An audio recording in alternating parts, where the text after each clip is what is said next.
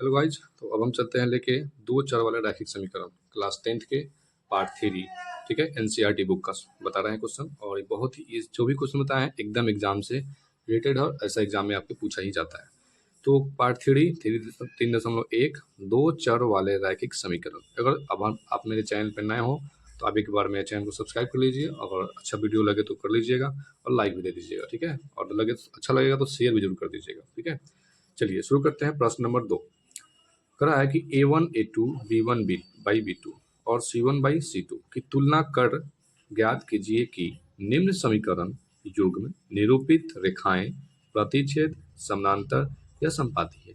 इस तरह से तो कहने का मतलब है कि आपके एग्जाम में क्वेश्चन पूछा जाएगा, लेकिन हम आपके लिए शॉर्ट फार्मूला बना के रखे हैं कि क्या है कि हम कैसे पहचानेंगे कि प्रतिच्छेद है, कैसे पहचानेंगे कि समानांतर है और कैसे पहचानेंगे कि संपाती है।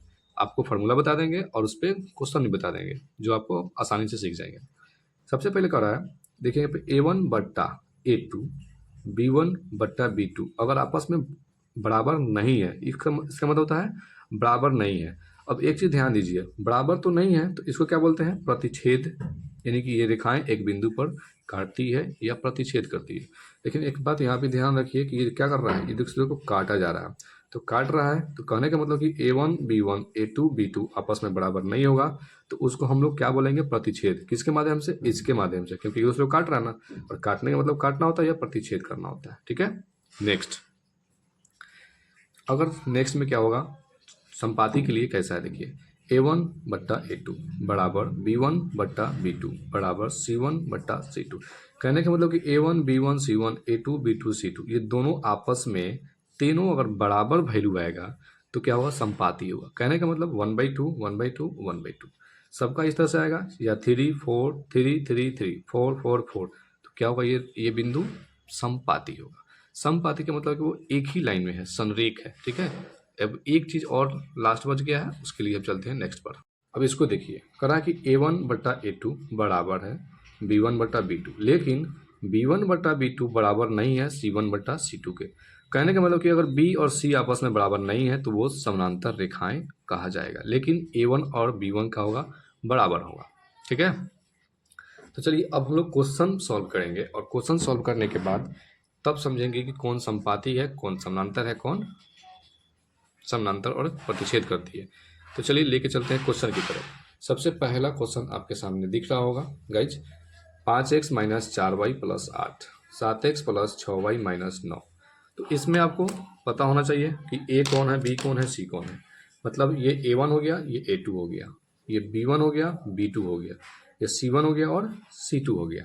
क्लियर है, तो आप यहाँ पे भी रख सकते हैं A1 बाई A2 की जगह पे 5/7।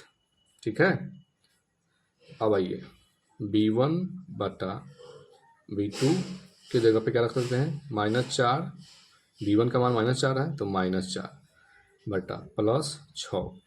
अब देखिए इसको कटा के लिखना होगा, 2 से कटेगा ये और 2 से ये कटेगा, 2 दूना 4 2 3 6, मतलब ये आ गया 2/3।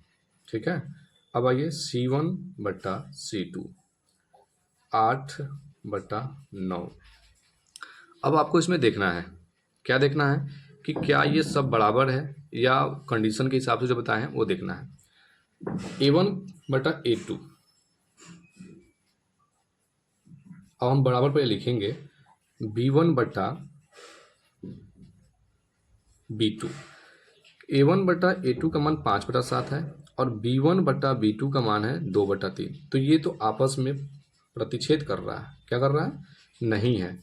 अब आगे हमको जानने का जरूरत ही नहीं है, आप ये भी अलग है। ठीक है, आप लिख भी सकते हैं या नहीं भी लिख सकते हैं। तो इस युग्म को हम क्या बोलेंगे, रिपीट ध्यान से देखिएगा, A1 बटा A2 5/7 और B1 बटा B2 2/3 क्या है, एक दूसरे को बराबर नहीं है। मतलब बराबर नहीं है मतलब क्या होगा, इसको बोलते हैं ये रेखा, ये बिंदु लिखेंगे, ये बिंदु प्रतिच्छेद करती है। ठीक है, ये बिंदु प्रतिच्छेद करती है, या होगा प्रतिच्छेदी होगा या करती है, आप दूसरी भी लिख सकते हैं।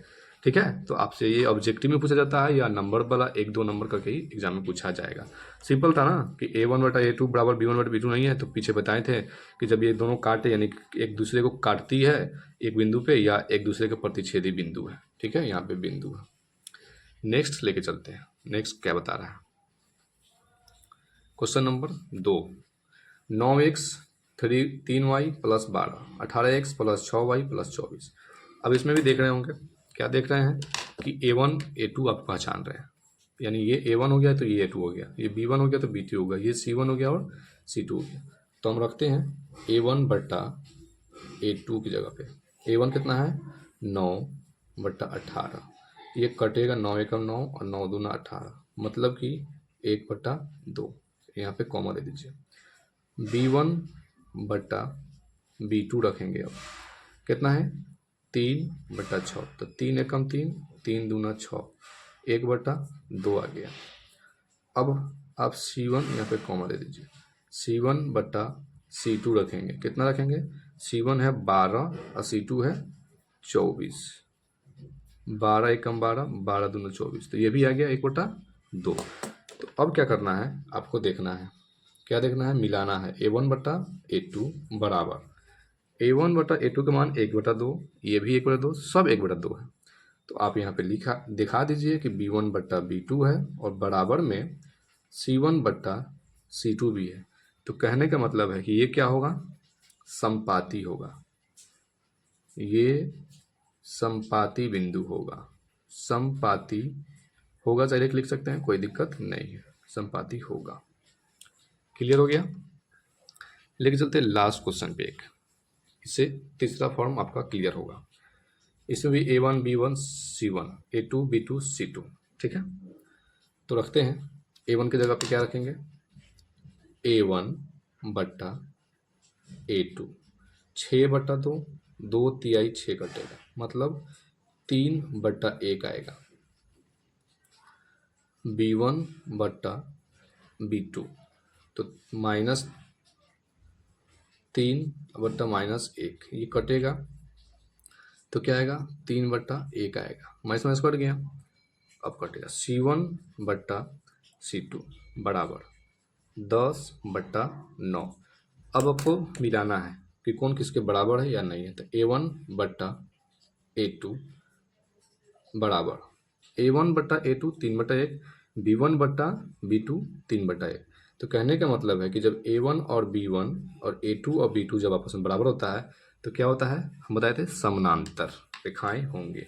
ठीक है, ये क्या हो जाएंगे, समानांतर रेखाएं होंगे, याद रखिएगा, समानांतर रेखाएं होंगे।